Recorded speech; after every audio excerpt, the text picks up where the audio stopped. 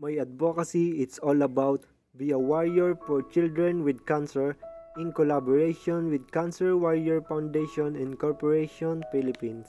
Ang mga kabataan ang ating kinabukasan, kaya naman sila ay kinakailangan na lumaki ng maayos at higit sa lahat may malusog na pangangatawan. Sa kasamaang palad, may mga batang tinatamaan ng sakit na kanser.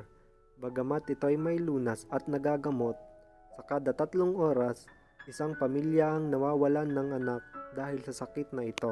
Bilang miyembro ng pamilya, ramdam ko ang hirap at lungkot ng karanasang ito dahil ang aking kapatid ay isang cancer survivor. Kaya naman, bilang pasasalamat sa lahat ng susi sa paggaling ng aking kapatid, napili kong magbigay tulong at suporta sa ibang kabataan na may sakit na kanser. Ako po si John Ray Tatado, ang inyong ginoong OFW KSA. Mabuhay!